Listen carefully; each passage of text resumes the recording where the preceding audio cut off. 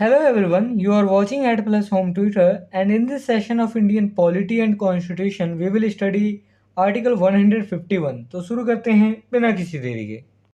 जैसा कि आपको भी पता है, भारतीय संविधान यानी इंडियन कॉन्स्टिट्यूशन को आर्टिकल्स में बांटा गया है और इन्हीं आर्टिकल्स को 22 पार्ट्स के अंतर्गत रखा गया है। इसी 22 पार्ट्स में से 5वें पार्ट में द यूनियन के बारे में बताया गया है, जिसके अंतर्गत आर्टिकल 52 से लेकर आर्टिकल 151 तक के सारे आर्टिकल्स आते हैं। यहाँ हम लास्ट आर्टिकल यानी आर्टिकल 151 पर चर्चा करेंगे। देखिए, आर्टिकल 151 पार्ट 5 के चैप्टर 5 के अंतर्गत आता है। Chapter 5 basically controller and auditor general से रिलेटेड है, यानी सीएजी। यहाँ मैं पहले कंटेंट को इंग्लिश में रीड करूँगा, फिर उसकी मीनिंग आपको हिंदी में समझाऊंगा ताकि आपको कंसेप्ट ज़्यादा से ज़्यादा समझ आ सके। Article 151 basically talk about audit reports. Article 151 में ऑडिट रिपोर्ट पर चर्चा की गई है। अब ये ऑडिट रिपोर्ट आखिर देता कौन है? यह ऑडिट रिपोर्ट देता है और प्रदान करता है कौन? सीएजी यानी controller and auditor general of India. Article 151 clause first, the reports of the Comptroller and Auditor General of India relating to the accounts of the Union shall be submitted to the President, who shall cause them to be laid before each House of Parliament। Union यानी केंद्र के खातों से related Bharat के controller and auditor general की report राष्ट्रपति को सौंपी जाएगी और रिपोर्ट को राष्ट्रपति पार्लियामेंट के प्रत्येक हाउस के समक्ष रखवाएंगे।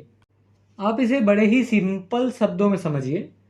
मान लीजिए कि यूनियन के लिए जो खातों का ऑडिट रिपोर्ट है सीएजी ने बना लिया, कंट्रोलर एंड ऑडिटर जनरल ने ऑफ इंडिया ने बना लिया रिपोर्ट, और रिपोर्ट को सौंप दिया किसको? राष्ट्रपति को सौंप दिया, सबमिट कर दिया। अब राष्ट्रपति को तो रीचेक करना है रिपोर्ट। राष्ट्रपति क्या करेंगे? इसे जो है राज्यसभा और जो है लोकसभा यानी पार्लियामेंट के दोनों हाउस के समक्ष रखवाएंगे और कहेंगे कि और देखेंगे कि इसमें क्या रीचेक हो सकता है, कुछ ऊपर नीचे हो जाए तो उसको ठीक करवाएंगे। बस यही रीज़न होता है दोनों हाउस के समक्ष रखवाने का। Article 151 clause second, the report of the Comptroller and Auditor General of India relating to the accounts of a state shall be submitted to the Governor of the state, who shall cause them to be laid before the legislature of the state। किसी राज्य के खातों से related Bharat के controller and auditor general की report उस राज्य के गवर्नर को सबमिट की जाएगी और गवर्नर उस रिपोर्ट को लेजिस्लेचर यानी लेजिस्लेटिव असेंबली और लेजिस्लेटिव काउंसिल के समक्ष रखवाएंगे।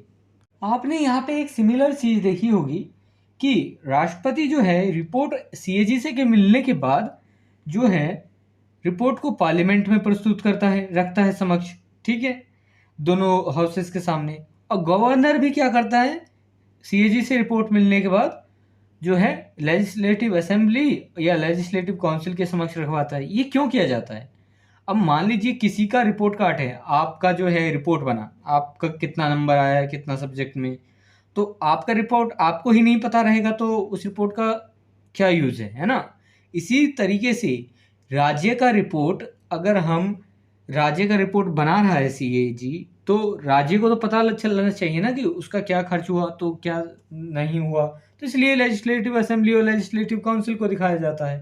और ऐसा ही सेम पार्लियामेंट को इसलिए दिखाया जाता है, केंद्र को भी तो पता चले, काउंसिल को या फिर मिनिस्टर्स को, कि आखिर क्या खर्च हुआ है, क्या सरकार को पता लगना चाहिए बेसिकली, क्योंकि रिपोर्ट तो उन्हीं के ऊपर बनाई गई है कि उन्होंने कैसे फाइनेंस कैसे खर्च किए हैं, चीज़ों को कैसे पैसा खर्च किए हैं।